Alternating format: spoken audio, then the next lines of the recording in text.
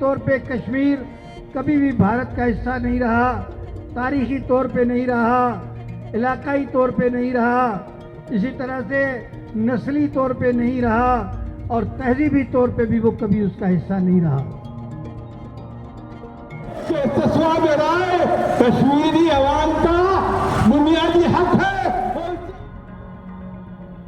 آگے ہوتا ہے، حکومت کا یہ فرض بنتا ہے کہ وہ کشمیر کے جو پاکستان کا حصہ ہے، جو پاکستان کی شہرک قائد اعظم نے قرار دی، اور وہ شہرک اگر ان انتہا پسند ہندوؤں کے ہاتھ میں ہے کہ جنہوں نے